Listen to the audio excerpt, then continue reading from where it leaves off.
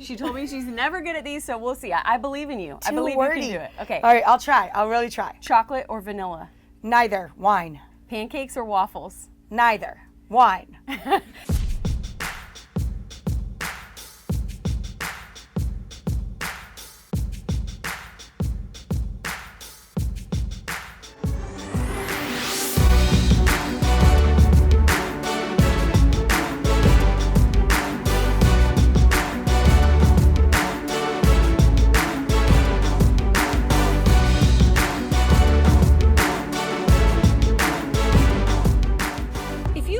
Rachael Ray's incredible 15-year career, you know that she's much more than a likable celebrity or a talented cook. She's also a savvy businesswoman with an estimated net worth in the ballpark of $75 million. Possibly most impressive, though, is the number of spinning plates she has in the air, how well they all spin, and how each of them seemingly turns to gold. She hasn't just written a handful of books. She's a New York Times bestselling author with 27 books. Plus, she publishes a magazine. She has over 365 SKUs of cookware on the market and 40 SKUs of cat and dog food in the market. She doesn't have just one show, but sometimes as many as 5 shows in production at a time. And now she is expanding her latest venture, the Rachael Ray Home Collection. It successfully launched last fall and is now expanding into multiple lines of furniture pieces for every room in the house. So I can hear you asking, how is she so successful at everything? And maybe, why is a celebrity chef designing furniture? But after talking with her, the answers became clear. The interview got changed the day of, and then it became less and less time that I had with her, and it was super rushed. But she still dropped some amazing knowledge bombs. She talked a lot about how her brand works. So even though this one is a little bit shorter, and I was a little bit frazzled and maybe a teensy bit starstruck, this is an awesome interview, and I think you guys will really love it. Thank you for joining me for another episode of The Pursuit. I am here with Rachael Ray. Definitely a very cool moment for me. You are not just an awesome personality that everyone just feels like you're our best friend, but also such a hustler, you guys, and such an amazing entrepreneur. So I want to start right off with the news of your new line and all the new things you've got going on, and then I want to back up just a little bit and talk about the beginning. But first, tell us about the new line of furniture and what inspired it. Well, it's actually 3 different lines of furniture that are going to become 6 very shortly. What inspired it is a friend of mine, our COO, got married to a great designer and contractor, and they started visiting our house together, a couple years ago. And my friend Michael said to me, who decorated your house? I said, what the hell are you talking about? Of course they decorated my house. I don't want to live in a house. I don't know the story of everything that's in it. Yeah. So, aside from wall coverings and stuff. So he saw all the different spaces I live, and they're all very different.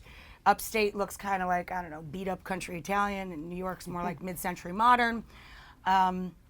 So, we started talking about, wouldn't it be great if sofas came with rectangular cushions, if you could always hide cords in everything, if you had pieces that were designed to work in either bedrooms or living rooms, if drawers pushed through and were two-sided. Basically, we had a session of, pardon my French, but we were bitching about what furniture didn't do. And so he said, you should design furniture yourself. I said, well, nobody would take me seriously because I'm not a furniture designer. I'm not an architect. I never went to design school. And he said, well, that really doesn't matter. You have some great ideas.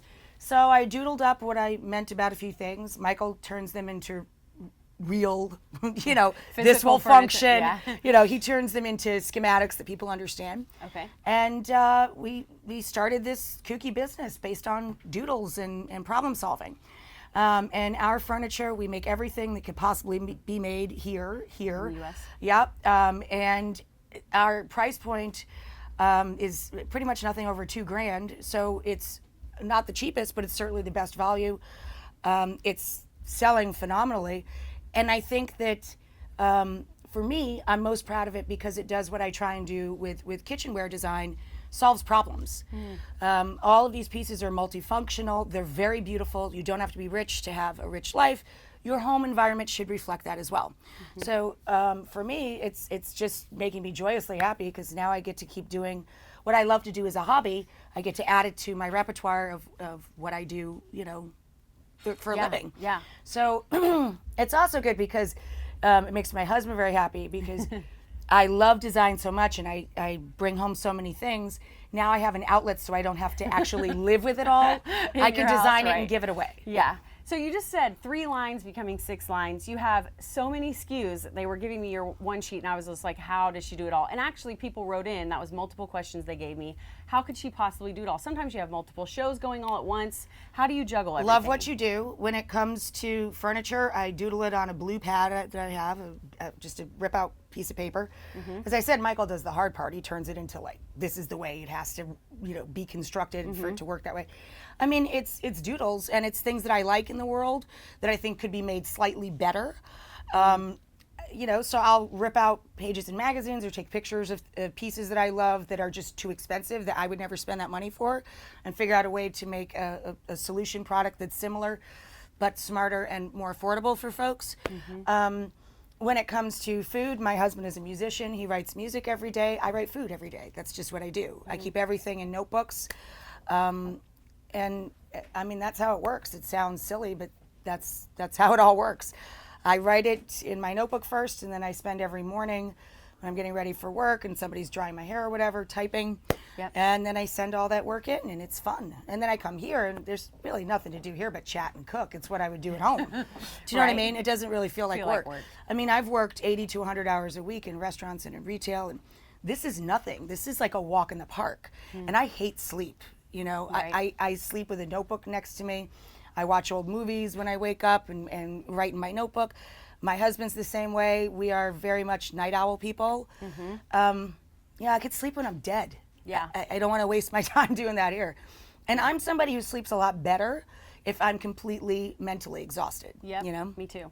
But that brings me to my next question, because for someone with so much going on little sleep, how do you keep yourself like at the top of your game?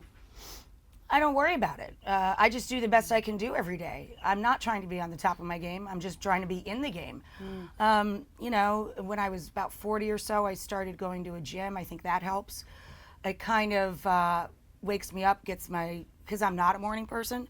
I try and run every day so I can kind of, not think about anything. I'm listening to my music. I like really loud rock. I work out very hard, so I get my blood level, and my positive endorphins. I get some positive energy going before I come into the building, and then I just do the best I can do. I woke up yesterday with a cold. Today I feel a little foggy-headed, but it may not be the greatest day at work, but I'm going to have fun. I'm going to be grateful for my job, and I'm going to do a great job to the best of my ability on that day, and I go home. I also let it go. I don't hold on to anything. I'm a forward-moving. I never watch our show. I mean, I love our show, but I'm here. Why would I watch me? I do my best job, and then I move along. So. And I think people appreciate that about you, that you're kind of unaffected by fame. And you've talked a lot in other interviews about how haters just like, you don't have time for that. But were you always that way, or did you have to arrive at this point? Again, I'm blessed to have a job. I don't, people are the boss of whether or not I'm on television. Luckily and thankfully, because I like my job, I guess we have a few more likers than haters out there. Well, why anybody would waste their time on negative energy, whether they're famous or it's your next door neighbor, I just don't understand that. Not everybody's going to like you on the playground. If you don't understand that when you're 5, you are going to stay 5 for the rest of your life. You're never going to grow up. You're never going to have any fun, and you're never going to take any risks because you're always going to be worried about, does everybody like me? Who cares? It's more important to me if I like me at the end of the day. That's good. I want to be able to hold my head up, know that I did something effective, know that I worked very hard, and know that I did my jobs to the best of my ability. That makes me like me. And therefore I can go to sleep at night and wake up looking forward to the next day, Like, of course, I care if my mom likes me. And she's very vocal about that if she's displeased. My husband, my staff, I care very much if those people like me. Because I owe them. We're a reciprocal relationship. We have to all love each other here because we work very hard. But, if we're strangers, perfectly fine if you can't stand me. Great. Go about your day without me. There's many other people doing everything that I do. One of the things you said when we first started about your furniture lines, you said, like, no one will take me seriously because I'm not a furniture designer. And what I love is how you've always said, I'm not a chef, I'm a cook. No, I'm a cook. You've said I just put the work out there, and we thought we'd sell this much. right off the bat, we sold this much, and people are already reordering and asking for more, and the youth lines that we're coming out with. And my whole Hollywood line, I actually designed for my girlfriend, Kathy Griffin, because I wanted to decorate her house. But I know her, she's going to want stuff that's a little more glam and a little more shiny. You know, look at the shiny object. A little more she than what I had done in my lines that are based on my home. Right. You know, my city vibe for my own apartment is our Highline and our Soho. And my upstate vibe in my house, all of my home furnishings are what I based our upstate line on, that kind of beat up Italian looking stuff. Right. So now I'm designing for what other people want and people that I love and care about. So it's really fun for me. And again, as long as people are happy with it, I'll keep doing it because it's fun. Yeah, I love Kathy. I had her on just a couple weeks ago. She's hilarious. She's brilliant. So to go back to the beginning, because people wrote in and asked me, they were like, coming up, don't miss her #1 piece of advice for success. But first, I want to tell you about something really cool, especially if you're a freelancer, if you have a service-based business, maybe you're trying to grow a side hustle, and you've got a lot of invoices going out and hopefully a lot of money coming in, right? If you're having trouble keeping all of that organized, maybe not doing the best job keeping track of your time and keeping track of all the taxes information, you have got to check out the FreshBooks Cloud Accounting app, okay? It is going to make things so much easier for you. You can go right now, it takes 30 seconds to set it up, and immediately start sending invoices with your logo on it, with your colors, they're professional looking, no more clunky Word documents, okay? Plus, you can go in and use the Time Tracker app and immediately start a task and associate that time to a specific client. And then you don't have to have that awkward conversation when your clients forget to pay you, because the app has automatic email follow-up that will remind people that their invoice is past due.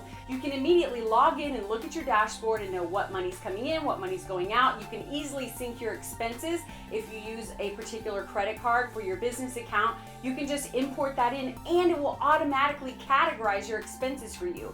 You guys are going to love this, and FreshBooks is offering my viewers a free 30-day trial. So go to freshbooks.com/pursuit and make sure when it pops up and says, how did you hear about us, that you put in the pursuit, and you'll get a free 30-day trial and you can try it out for yourself. You have a lot of invoices, you have a lot of variables, you have a lot of things going on in your business because you're growing and you're hustling, which is awesome, but you're not so awesome with the organization. You have got to try it out. Again, that's freshbooks.com/pursuit. I also wanted to remind you guys about the 3 best ways to support this free show on the internet, okay?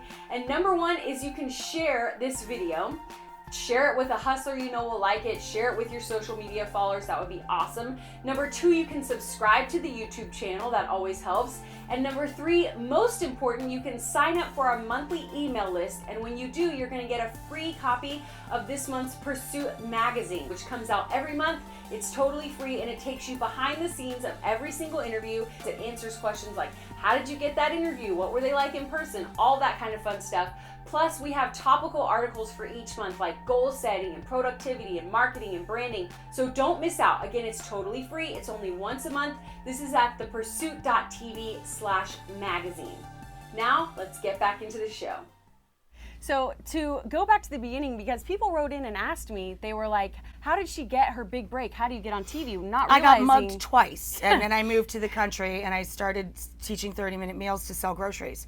I don't know. I think that generally my advice for anyone, whether you're an entrepreneur, you work for a big company and you're very happy doing that, work harder than everyone else and be grateful for that opportunity. Don't look for balance. I don't personally believe there is any such thing. You have to love what you do. If you don't, you're in the wrong job. Start over. Even if you have to completely start over at any age, you live in a country where you can. I'm very not tolerant of young people that start with us and they show up late or they complain about their hours or their life. I fire them, quite frankly, immediately. And I always have. When I ran kitchens, if someone told me what their job was not, I said, you're right, I'm an at-will employer, and there's the door. I learned that from my mother. She ran businesses and restaurants for over 55 years. And that's the one thing that you can't deal with. Unless you respect work as much as I do and are willing to work as hard as I do, you cannot work with me because I'm not tolerant of it, and you're gonna bring out bad juju in me. So if you wanna work with lazy people, go find another company. What do you say, like there's a whole movement right now in entrepreneurship to like, don't stay in that job, find work you love. I think that that's great advice. You should also remember you need to pay your bills, Right. then you Right. can't rack yourself up in debt. So you need to stay employed until you can make yourself employed at the thing you love. But you have to understand you're going to be working at 2 or 3 things then until that transition happens. It is not realistic to just quit your job and say, oh, I'm going to be the next whatever. No, you can't do that because Right. you will end up in jail. We don't have debtor's prison, but you can't just go about life and not pay your bills. Yeah. So going back, when you got your big break, the Today Show, and then you have a show, and you're obviously really a smart businesswoman. Right then, you have a show, then you have multiple shows, then you have a magazine. Did you have someone guiding you, or did you just trust your gut? No, I do. You know, I think that the world presents great opportunities to you if you work harder than the next guy and you don't complain about it. When those opportunities come up, you have to close your eyes and say, do I think I could do a good job at that? If the answer is yes, try it. If you are not ashamed of where you come from and what you did before where you are now, the absolute worst thing that can happen is you go back to that. So if you're moving forward all the time and you like the job that you're in and you're proud of the job you're doing, the worst thing that can happen when you take the next step in your life is that someone says no. Well, who cares? You know, I liked everything I ever did in my entire life with the exception of dish machine operator. That was not a fun summer. Yeah. Like, I'm grateful I don't have to do that anymore. Yeah, a spirit of in a large gratitude. franchise restaurant, you know. Yeah. But there are people here on our staff that are clean and take care of the facility, and they're joyous. And I would love to do that job because we have a really nice kitchen and it's a very family environment. Everybody gets to eat. I had to work in a 125-degree kitchen in the summer heat as a teenager, covered in sweat and zits and rotten eggs, with all of my friends coming in and out, you know, and seeing me in that state. Yeah. So I still have nightmares about it. But other than that, I've been a very happy waitress, line cook, manager, stock person, like everything there is in retail food and restaurants, I've been trained at and held that job. So all of those things I'm fine to go back to. What's your advice for someone who wants to work their way up in that industry? I think it's the same as with any industry. Understand, especially if you're in the service industry, but I don't care what business you're in, if you sell financial products, you know, your customer is your customer. They're your boss. You know, you must stay in tune with that. You can't make your business about your likes and dislikes. You're there to be of service to people in one way or another, whether you're a doctor or a finance guru or, you know, a cook. So really appreciate that and communicate with your customer and listen. Don't dictate your taste. Listen and let your taste evolve and mesh with what your customer wants. You also need to find a niche. You need to find something that other people are not doing, or solve a problem. You need to figure out a better, more useful way of people's time or money being spent. Yeah, and now, in addition to all of your other amazing pursuits, you're, of course, an expert in the media. I mean, there's no one more awesome than you with all of your shows. I mean, it's just I'm crazy. terrible at media. I'm terrible at social media. My Instagrams is just what I made last night. I wish I were better at it, but I'm a pen and paper girl. So, you know, again, the television shows, that's just what I like to do, and people I like to promote, and ideas that I want to promote. I don't think that really makes you a media specialist in any way. Well, I mean, I mean, television personality, I guess, is what I should say. But what's your advice? Because people are going to tell me, like, Kelsey, why didn't you ask this? For aspiring people who want to be television personalities. I have no idea how I got on TV. It was really by accident. I started on local news.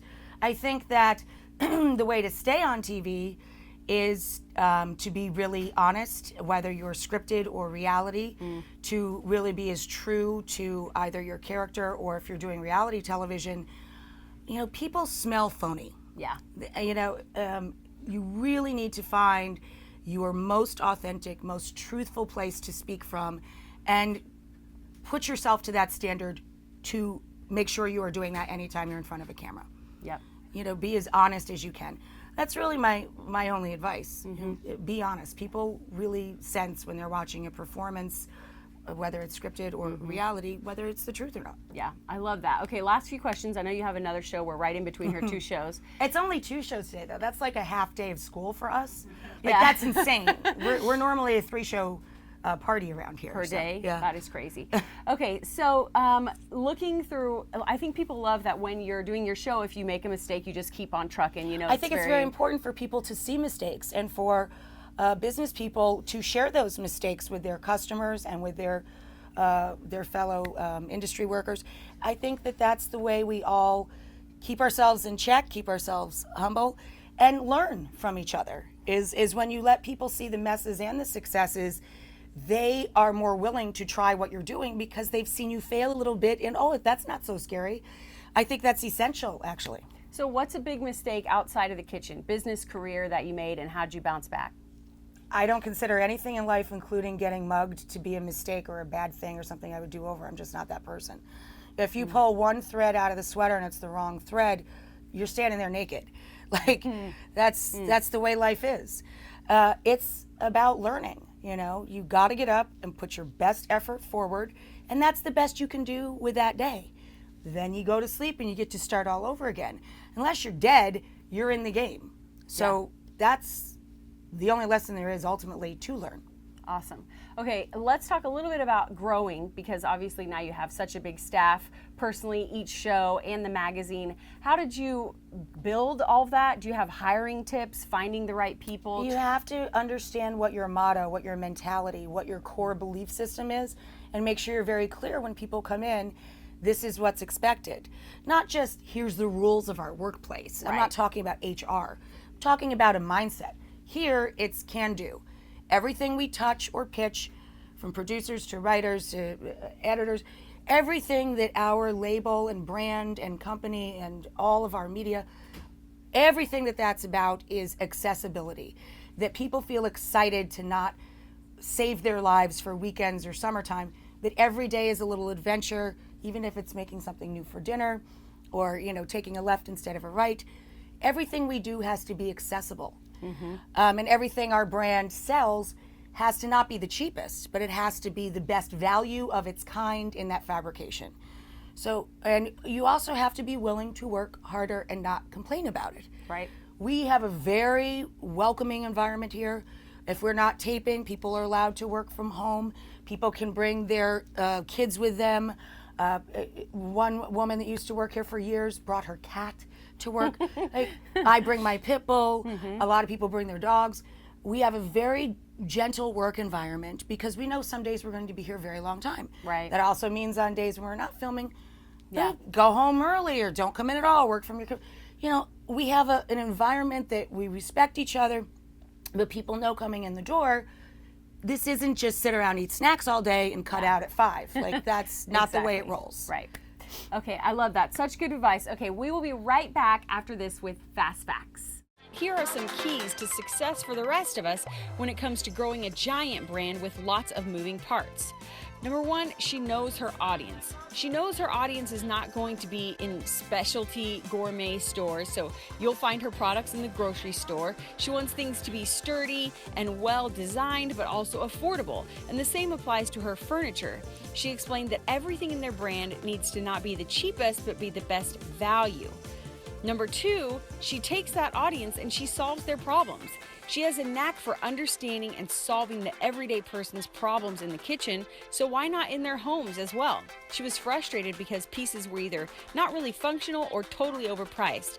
So she began doodling ideas, and then what started as a hobby became a successful venture. Number 3, she does work she loves. This woman is putting in a lot of hours, but she said it doesn't feel like work because she loves it. And also the things that she adds to her brand, music, food, chatting, design, these are all things she would be doing anyway. Remember, she said people smell phony. So if you're going to add to your brand or expand your platform, make sure it's things that you really love, which will also let you keep putting in the massive amount of hours it takes to be successful. Lastly, she stays focused on her mission. I wouldn't be surprised if the words accessible and can do and maybe even everyday are plastered somewhere on the walls in her headquarters. She talked about how everything that her brand touches has to be about accessibility. Plus, aside from her audience and those guideposts, she doesn't really care at all about what people think. I even got the vibe she didn't really care what I thought, and I was there to write an article about her. She's unapologetic, other than caring about her viewers and the key people in her life. She doesn't have time for haters or any negative energy. Instead, she can just focus on what she loves and focus on her mission and her guideposts. And as she said, she'll keep doing it as long as people are happy because it's fun. All right, we're back with fast-ish facts. She told me she's never good at these, so we'll see. I believe in you. I believe you can do it. Okay. All right, I'll try. I'll really try. Chocolate or vanilla? Neither. Wine. Pancakes or waffles? Neither. Wine. Scrabble or charades? Charades. Yeah, obviously, me too. Coffee or tea? Both. Coffee for the first couple of hours, then I switch to rooibos tea all day. Rooibos, I love it. Winter or summer? Winter. Wine or beer? Wine. Pancakes or waffles? Neither. Wine. Guilty pleasure TV show? No guilty pleasures with anything. No guilty pleasures with that. TV, with food. Life is fun, man. I love horror movies to Lawrence of Arabia. I'll watch anything. Wow, okay. Yeah. What is the wallpaper on your cell phone, the background? My Isabu. What is the last thing you remember Googling? I wonder what it was. I remember going on Google yesterday. I don't remember what it was. That's just the God's honest truth. That's fine. I'm sure it was probably a fact about someone on our show wondering what the name of one of their older projects was or something like that. Yeah. Recent book you've read? Well, my favorite book of the last probably year and a half was I Am Pilgrim. Fantastic. And The Last Days of Night. Also really excellent, from the gentleman who gave us The Imitation Game. But the best thriller, and it's written by the guy who wrote the movie Dead Calm. It's his first novel. The book that I'm most obsessed with, and I've read it twice, is I Am Pilgrim. I Am Pilgrim. Okay. Yeah. Who is the last person that called or texted you? My husband. What is the last awkward situation you were in? Name any moment of my day. Last vacation you took? Well, the last time I went away was to work in Florida for the Food and Wine Fest. Last vacation, well, I consider any time I'm home for a couple of days vacation. But the last time I left the country, late fall, every year we go back to Italy where we were married, and we bring a few friends, and I cook for them. Shock. Hobby? Everything that I do for a living. I do love to draw. But I do that for a living too, because I doodle my furniture. But I love to take pictures. I love to cook. I spend all day in my kitchen upstate. I love to travel, but I'm really more of a home body. I love to decorate. Love to make things look pretty. I never go to bed with things not being clean. My husband's the same way. We never go to bed with a dirty dish in the sink, or the living room not looking the way it would look if we were having guests. We're both very much like that. I love music and films. We have over 2,500 vinyl records. Wow. I love listening to vinyl. Okay, favorite snack? I'll eat anything. And when I was a kid, when the How to Eat Fried Worms came out, I was the person who would eat a worm for $1. Like, I still am. I'm a real food whore. I will take $1 to eat anything. Okay, favorite cereal? Okay. What? Okay, Favorite cereal? Yeah. I don't eat cereal. All right. There you go. Well, thank you so much for fitting us in today. This has been awesome. I'm Kelsey Humphreys, and this is Rachael Ray. You've been watching The Pursuit. Bye, guys.